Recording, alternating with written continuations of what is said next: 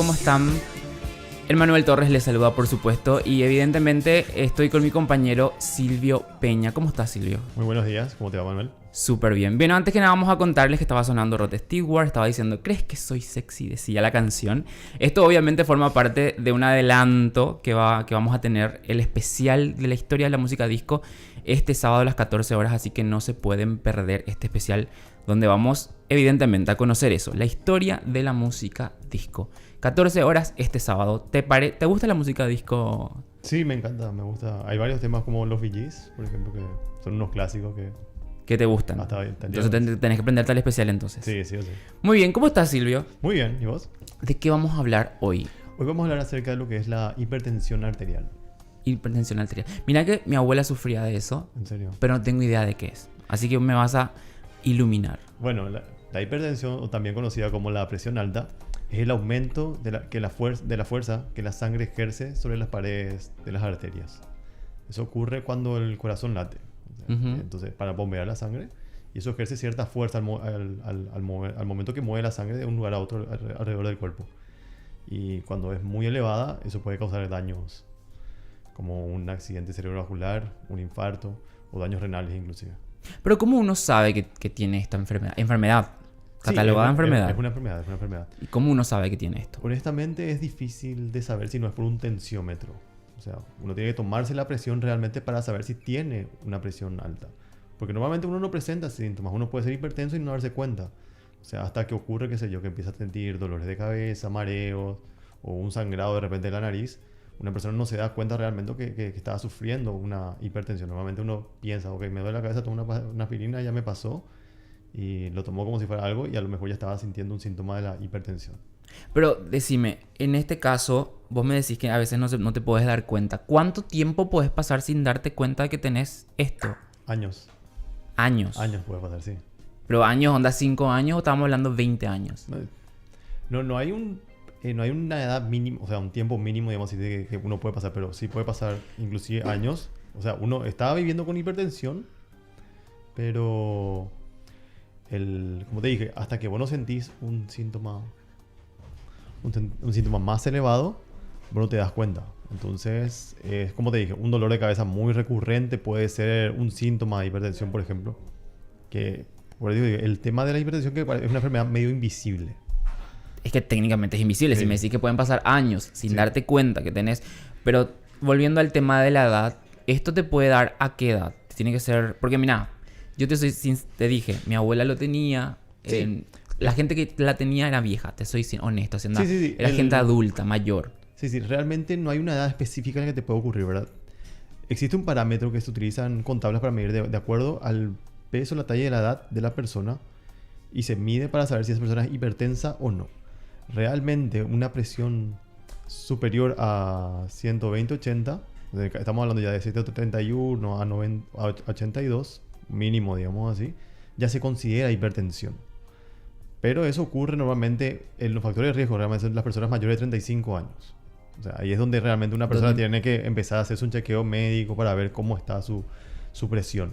Pero, digamos, si hablando de una edad mínima, entre 18 y 30 años, normalmente uno tiene que mirar con una referencia para saber si realmente esa persona es hipertensa o simplemente nomás ese día nomás estuvo así, que se alterada. Alterada, totalmente. Ahora, quería consultarte lo siguiente. Vos me decís, hay sangrado de nariz, dolor de cabeza. Eso ya es un caso, o sea, eso ya es un síntoma cuando ya es... Cuando ya es muy avanzado. Muy avanzado, sí. Muy avanzado. ¿Y cuando uno determina que ya está muy avanzado? ¿Es el propio cuerpo el que determina? Sí, fíjate que vos decís, ok, me duele... Bueno, empieza como un dolor leve, ¿verdad? Va pasando los días, persiste el dolor, digamos. Estamos hablando del dolor de la cabeza, ¿verdad? Y vos decís, esto ya no es un dolor simple, capaz tengo migraña, ¿verdad? Qué sé yo. Bueno, me voy a hacer un chequeo al médico, ¿verdad? Y ahí cuando te vas a hacer el chequeo, justamente le contás tus síntomas y obviamente que te va a decir, bueno, vamos a tomarte la presión. Y ahí probablemente te diagnosticas, sos hipertenso. ¿Entendés? Cuando te digo, determinando con el tensiómetro cuánto es tu presión actual, uno puede saber realmente si ya sos hipertenso o no.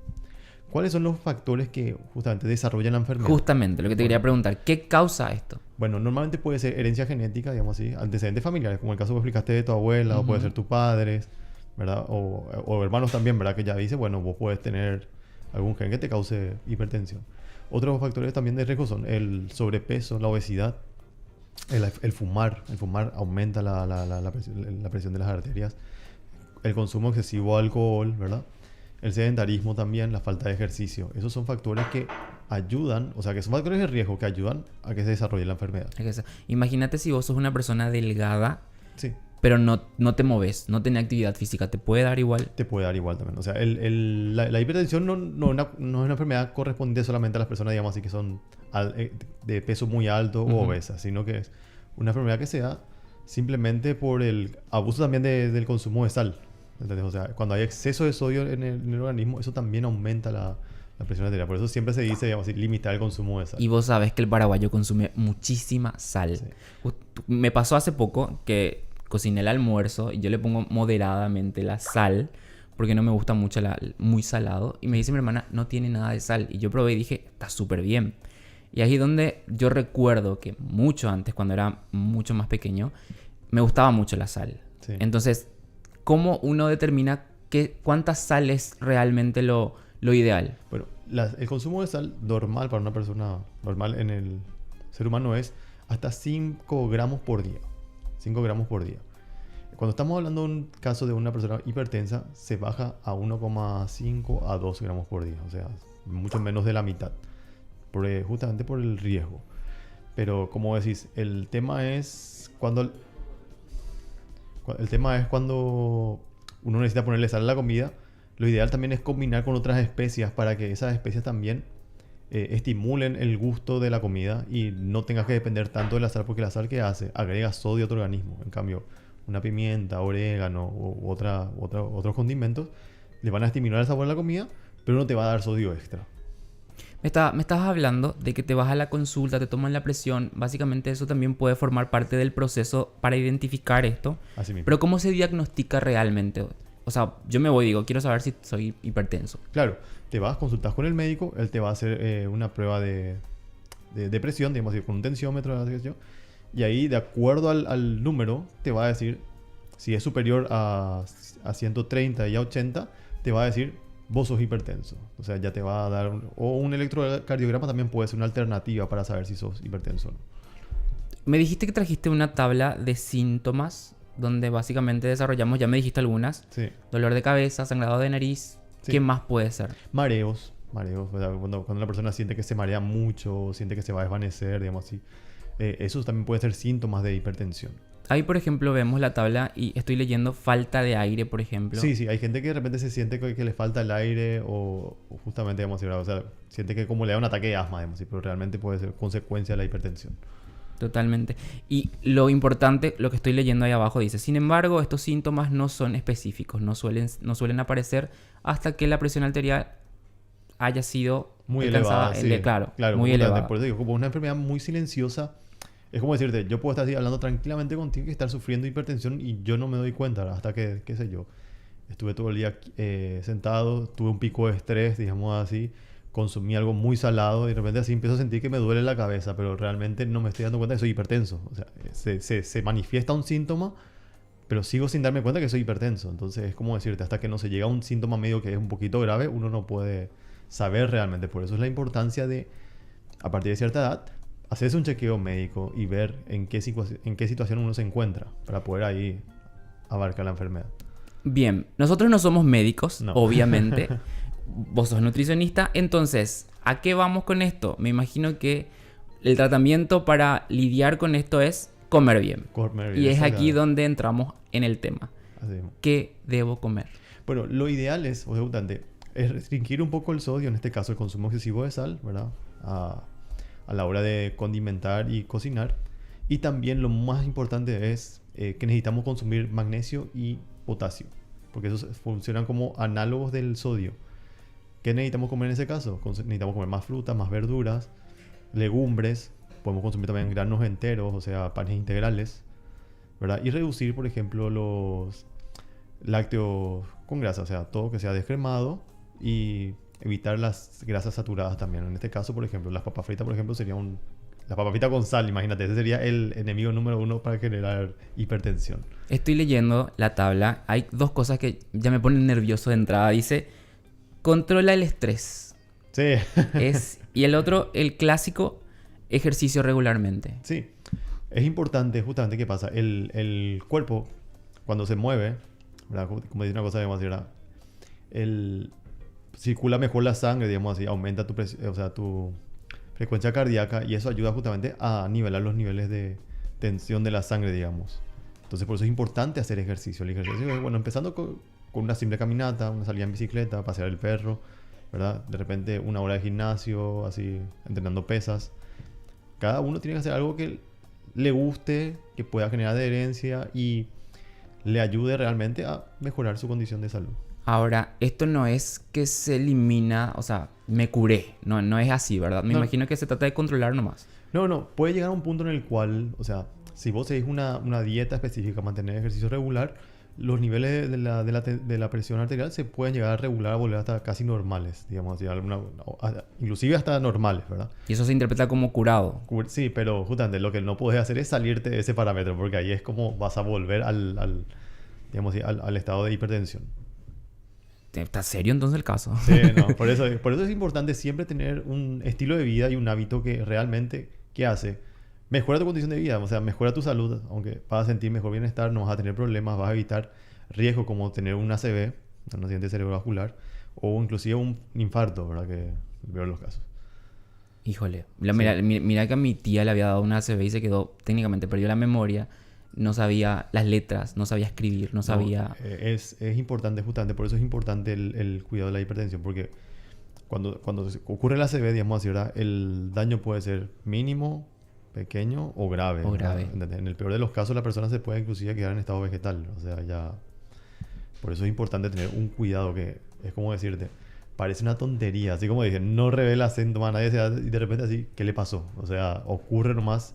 Por eso es importante justamente que todo lo que hacemos, ya sea a la hora de comer, a la hora de cuidar nuestra mente, o sea, evitar el estrés, realizar ejercicio, forma parte de lo que es nuestro estado de bienestar, nuestro estado de salud. No es solamente la ausencia de enfermedad, sino que el hecho de realizar ciertos hábitos, eso forma parte de nuestro estado de salud.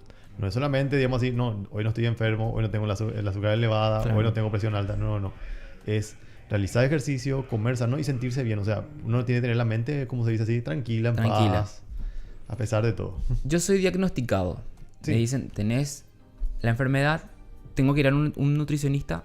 Sí, es importante ir a consultar a un nutricionista ¿para qué? Para cambiar ciertos hábitos, porque uno tiene que hacer también educación alimentaria, porque ¿qué pasa? Uno dice, ok, voy a restringir la sal y voy a dejar de consumir ciertas cosas, pero está también el sodio que no calculamos. Por ejemplo, te vas a comprar un paquete de galletas, digamos así, ¿verdad? Y vos no viste la cantidad de sodio que tiene eso. Bueno, ese sodio, por más que decís, no, es galleta sin sal, sí, pero ya tiene uno. Bueno, estás sumando una cantidad de sodio que vos no calculaste. Después te vas a consumir otra cosa, qué sé yo. Me decís, bueno, yo consumo Coca-Cola cero.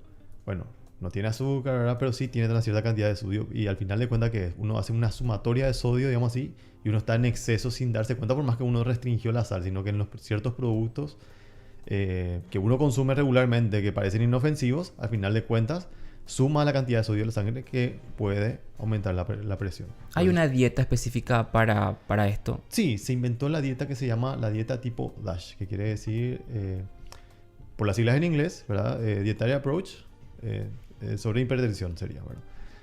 ¿Y qué consiste la dieta DASH? La dieta DASH consiste básicamente en restringir el consumo de sal, consumir más frutas y verduras, lácteos desgrasados y, ¿cómo se dice? Cereales integrales.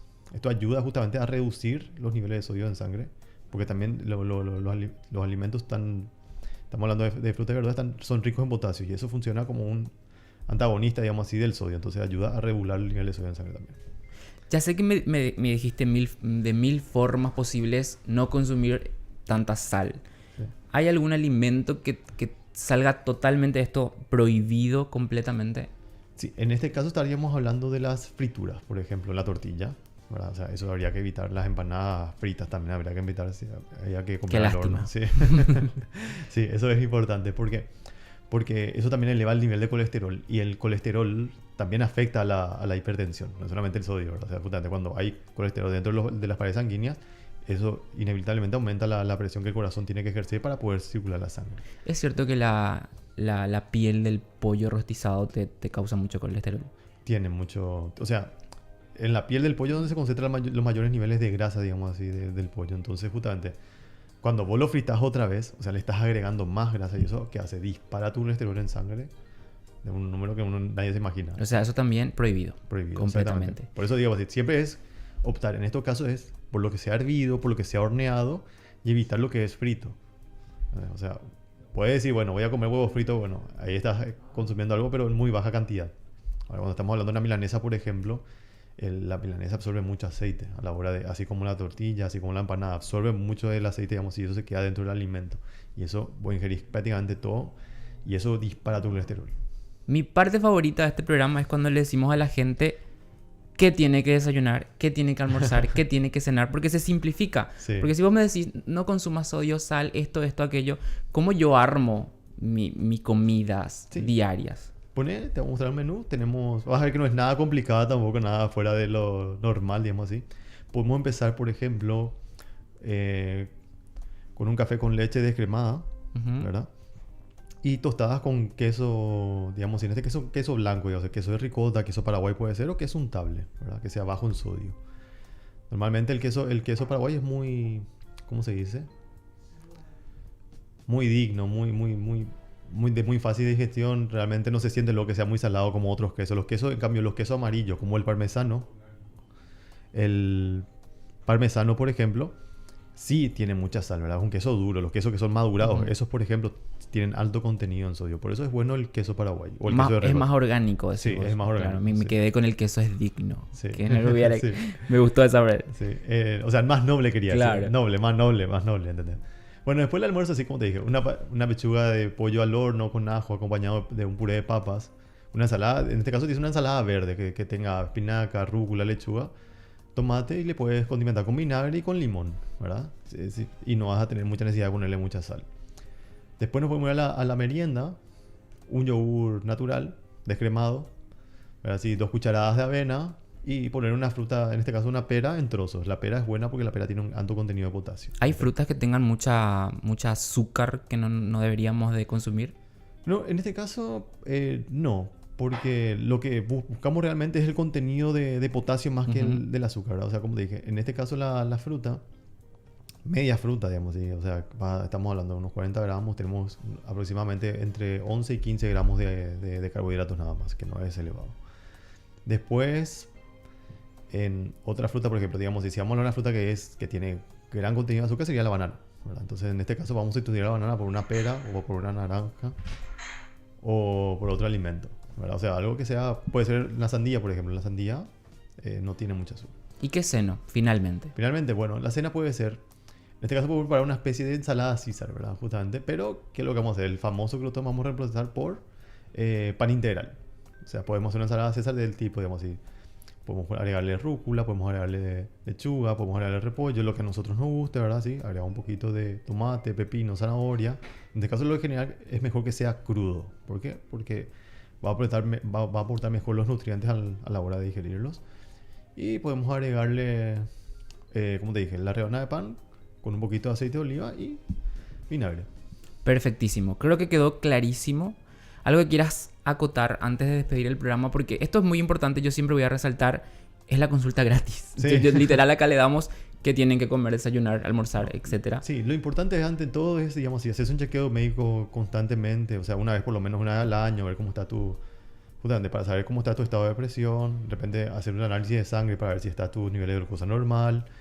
Y a partir de eso, por más que no tengas un diagnóstico, digamos así, de alguna enfermedad, es importante adoptar un hábito saludable, ya sea reducir el consumo de ciertos alimentos, realizar un poquito una caminata, una salida en bicicleta para hacer ejercicio y sobre todo cuidar el estrés en algo así, ¿verdad? Bueno, tratar de relajar la mente de alguna forma con un pasatiempo, algún hobby o algo para no vivir muy estresado, que eso también va a generar el aumento de la presión. Perfecto. Muchísimas gracias, Silvio. A vos, nos vemos. Bien, quédense con mucho más. Enseguida estamos. Les comento que por problemas de salud el señor Masi no va a estar con nosotros ni hoy ni mañana. Así que quédense después de este tema. Vamos a ver una sorpresa. ¿Quién reemplaza a Bruno Masi?